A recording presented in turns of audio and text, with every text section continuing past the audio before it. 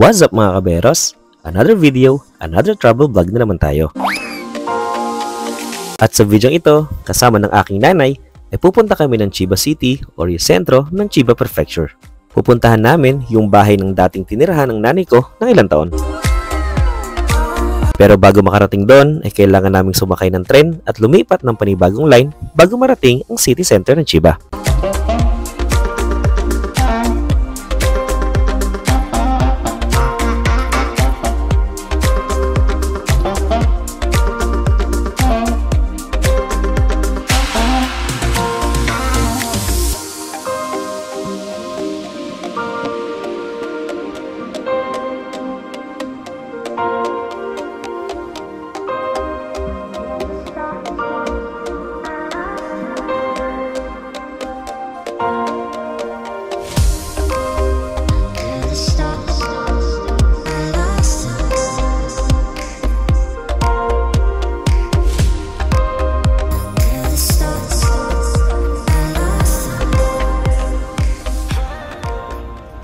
Welcome to Inagikaygan, Chiba.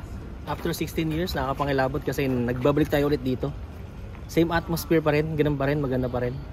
At nakaka-reminisce ang bawat paligid.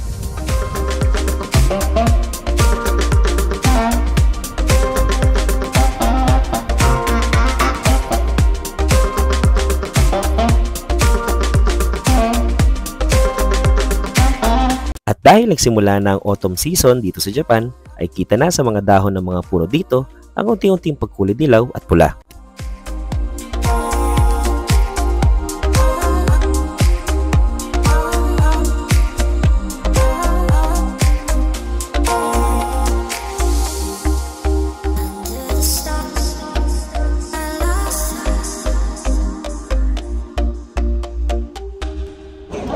Hello mga kaberos, dito tayo ngayon sa Inagikaygan, sa dating lugar ng nanay ko dito sa Chiba. So nakaka-miss lang yung lugar na to. Dito kami ngayon sa Saizeria, dito kami kakain. After dito, lilibot na muna kami dito sa Inagikaygan at saka sa Chiba City mamaya. At tapos susubukan natin sa yung monorail kasi yun yung isa sa mga sikat na trend dito sa Chiba. Dito.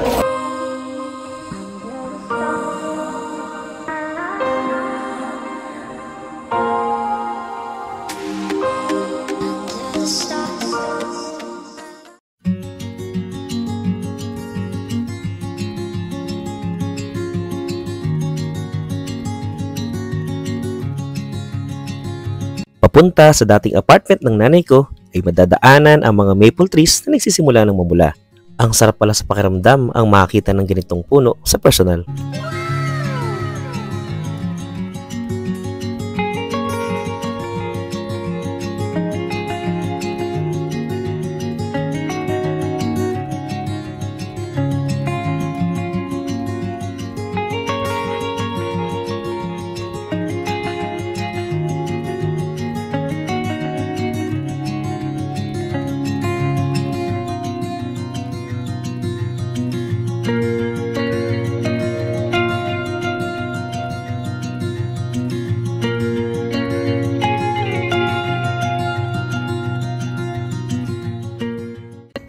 Okay mga kaberos, we're here sa dating bahay ng aking nanay. Dito siya, saan ba yun? Pang 5th floor. Ayun, di ba yung hagdanan na yan? Tapos pa yan, akit dyan. Tapos ito, yan ang dating bahay. Diyan ako din nagstay ng 6 months. Pero ngayon, may iba nang nakatira dyan.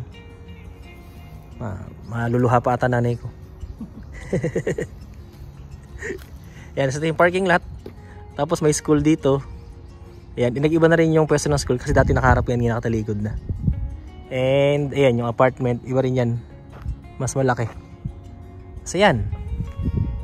Yan siya ngayon. After 16 years. Ngayon lang ulit natin napuntahan.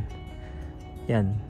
Ito yung kwarto ko, dyan ako lagi nagamuni-muni kapag inani ko may trabaho.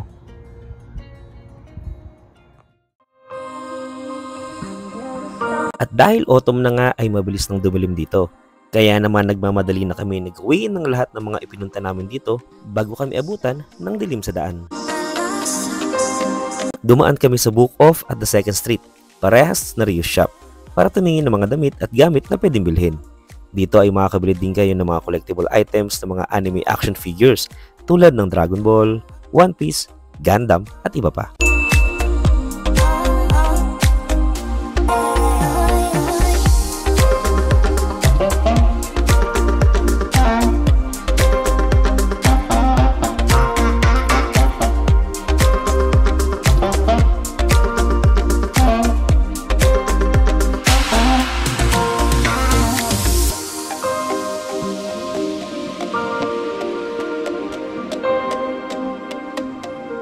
Nakakita din ako ng lumang family computer. Naalala ko lang nung bata kami ay nakikilaro lang kami niyan sa mga pinsan ko. Kasi syempre wala naman kaming pera na pambili ng ganyan noon. Dahil sa laro na yan, nakilala ko sila Bomberman, Super Mario, Pac-Man, pati yung Battle City at Contra.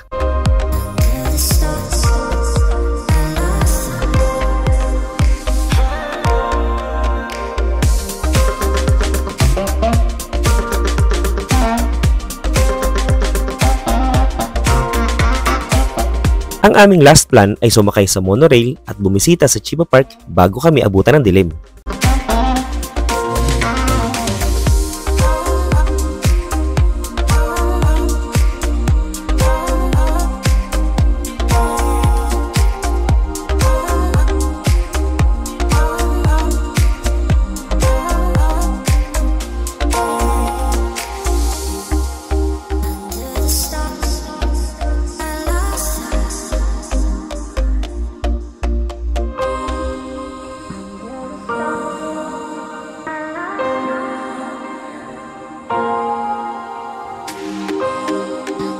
Pero kahit alas 5 pa lang ng hapon ay madilim na dito, kaya naman maaga na ding sinara ang park.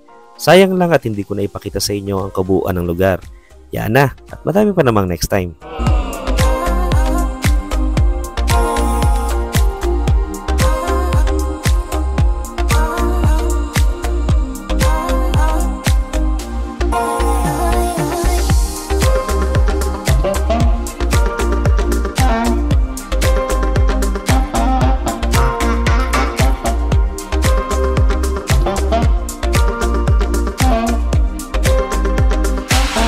Dito sa Japan ay madami kayong makikitang mga shop na ganito ang laman. Ang tawag dito ay gachapon or gashapon. Isang uri ng vending machine na nagdi-dispense ng mga capsule toys. Manufactured ng sikat na toy company sa Japan, ang Bandai.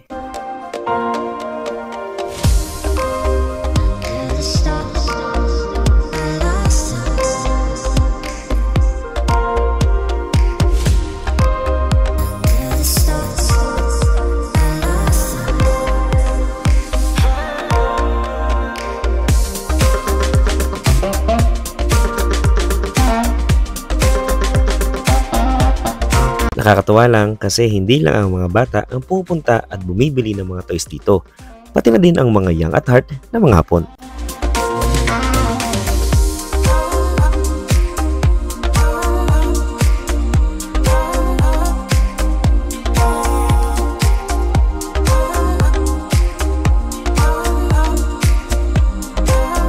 Para sa aming dinner ay dito kami kumain sa Yoshinoya, isang sikat na bento meals resto dito sa Japan.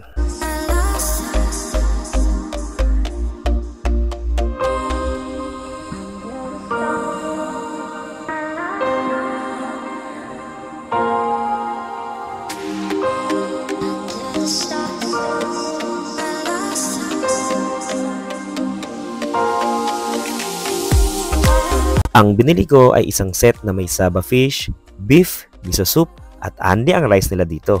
Itadakimasu! Maraming salamat sa pagsama niyo sa aming pamamasyal ngayong araw mga kaberos. Hanggang sa muli, paalam!